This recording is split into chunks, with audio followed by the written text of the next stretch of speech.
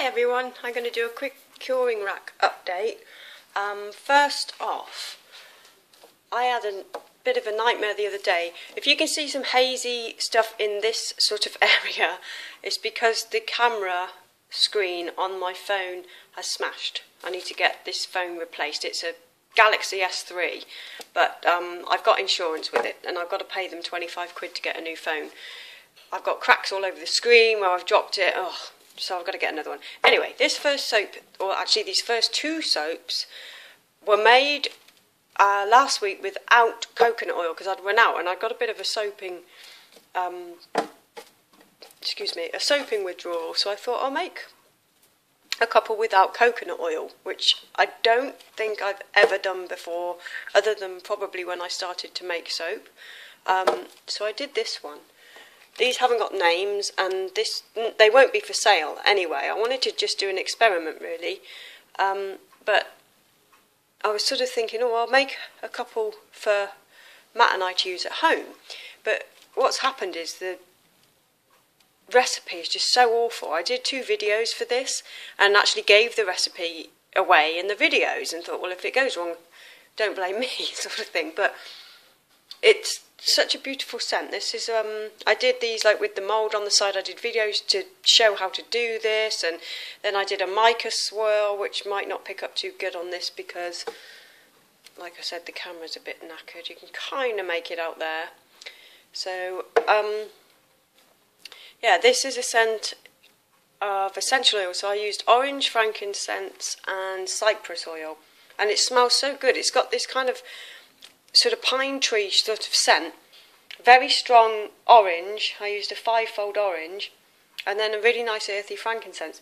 So the scent's actually really nice, and the style of it's really nice. And in the bottom, I put poppy seeds, and then this section, and I can't remember if I used a colour. I think I used cocoa powder. Then in the middle I used titanium dioxide and calendula petals, and then in this portion on the top I used a yellow oxide and a pinhead oatmeal. So it's a scrubby bar. So what I'm going to do is leave it to set up and cure out, and hopefully I might get some kind of a lather, but I've tried it already. It's very, very conditioning on the skin, but there's no lather really. It's just like one of those gunky soaps that, I've bought soaps in the past where people haven't used coconut oil, or they've used coconut oil but not palm oil, and they've had this terrible gunky feeling that just, basically the whole soap washes down the drain because it hasn't got any substance to hold it all together. So I've been told by somebody on Twitter that, and I just blogged about this, it was Hayley from Paintbox Soapworks. She said if you wanted to try this again to use palm kernel oil, so because that gives a nice lather and good suds. So I might do that one day. I mean, there's no reason for me to make coconut oil free soap. It's just that I'd run out. So anywho, on to the next one. This one is a Lush dupe. I've put this on my blog as well. This one is a Lush dupe of American Cream, and it's very perfumey. It was a really nice soap to make, and I really like the top. I think they came out really pretty, but just such a shame on that recipe. I've not tried this one actually. I've only tried that one there, but I might give this a go. And I did try and get a mica swirl down inside, but it didn't come out. What I mean is I did the oil in mica, or mica in oil swirl, sorry. And I'd seen Kim from Alamo do her swirls, and I thought they were amazing. And then there's Emily as well from Shea Design Studio, who's just incredible. And I've always wanted to give that a go, and Donna's been giving it a go from Valhalla.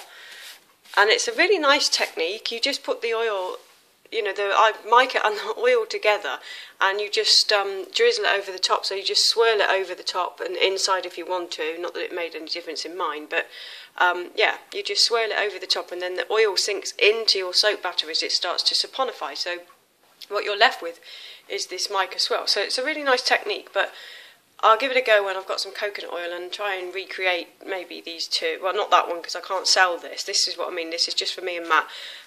We can't sell this one because the dupe is a US fragrance and we can't sell them over here, which is a real shame. But maybe one day that will change when all your new laws come in. Okay, moving down, this is Green Room soap, and then this one this year, this is now I'm going to show you the spring collection of stuff. This one that's got basil and a bit of seaweed powder on the top, and the hole in that one there.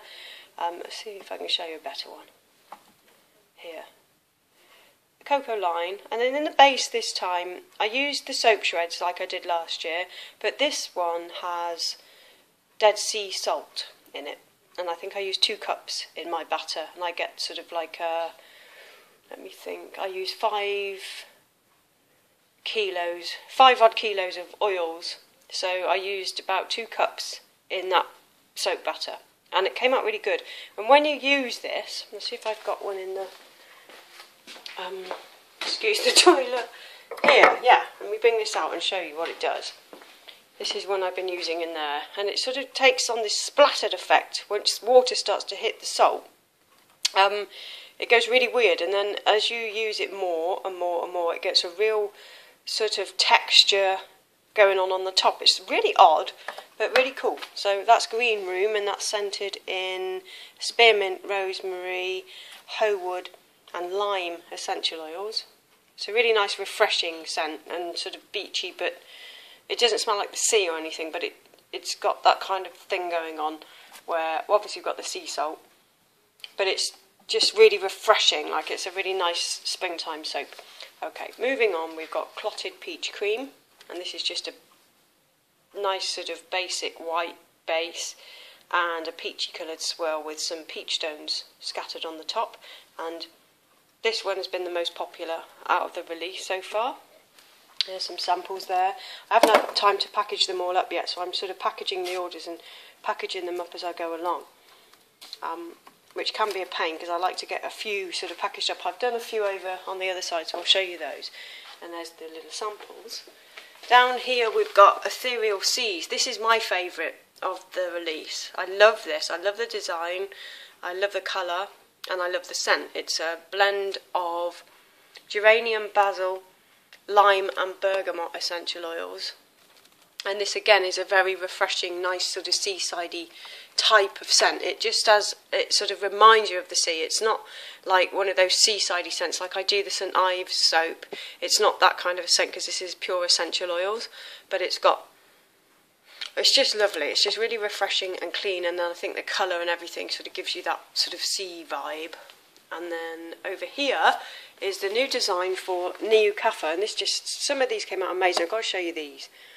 I did a swirl, but I just can't believe it. I tried to do a funnel, but it started to thicken up too much. It's got clove oil in it as well as several others, but this is what it did.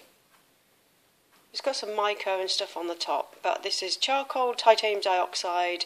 Then I used some copper mica, which is that funny caramel colour there.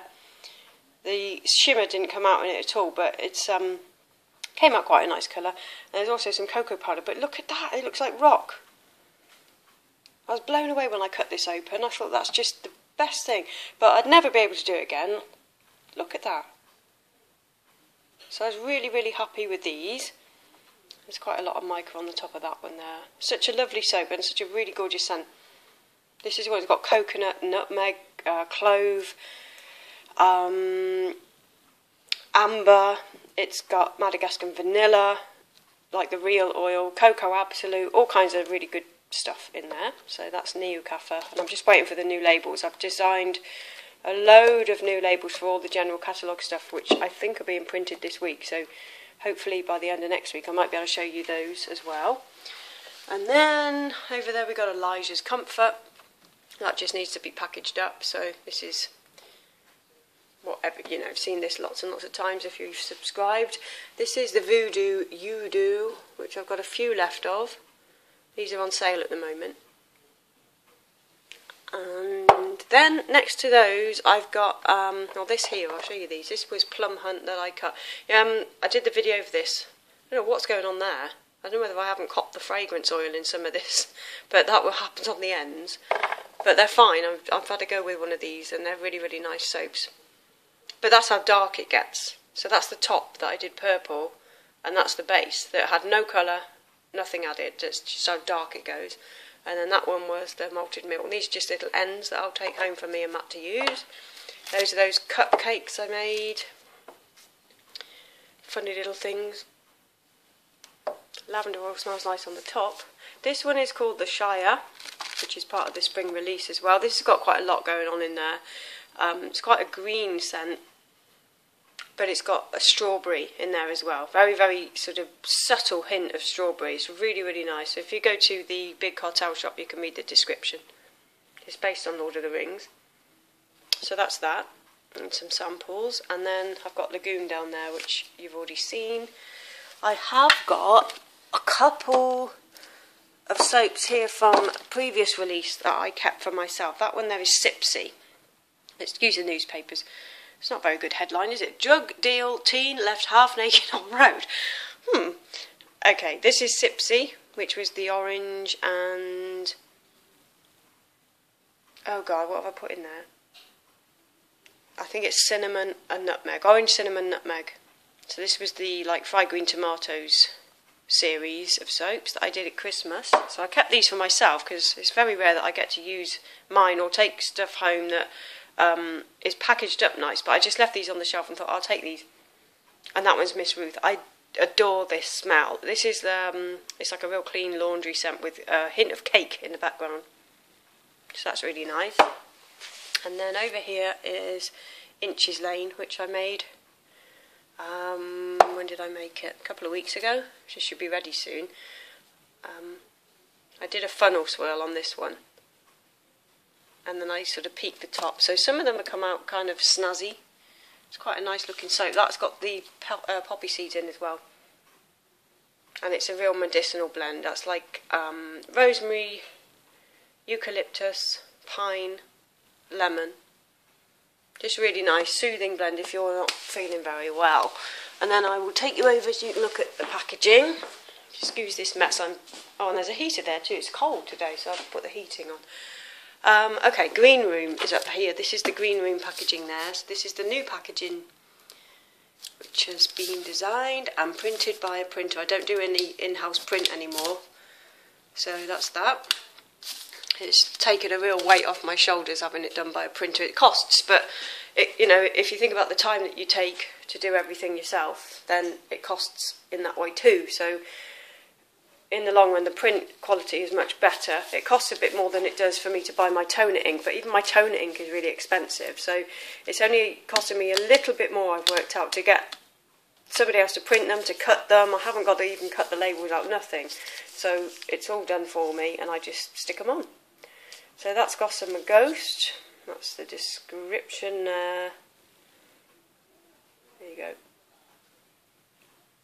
And then I've got all the samples are packaged, and this one is Black Honey. So I kind of got a head start last week on getting some packaging done, but then I ran out of time.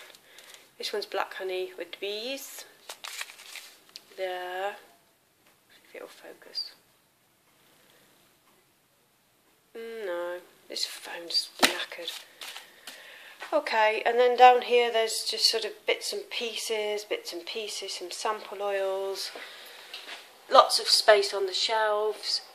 There's the Clotted Peach Cream packaging. God, this really does look bad on this camera. And that's the Ethereal Seas packaging. I love this one. This is now general catalogue, this scent. And what else is? Black Honey is as well. So they came out for spring, but they're now in the general catalogue range. And then down here are lots of pots of lots of the Sugar Buff, the new Sugar Buff. This is the new scrub. So I won't open these because these are all ready to go out for orders. And down there is a ton of stuff as well. So these are gone. These pretty much sold, and I've got to restock. So. Well, they're not all sold, but a lot of them have gone, and I'm just making my way through the orders now. So, there you go. I will see you again soon. Bye.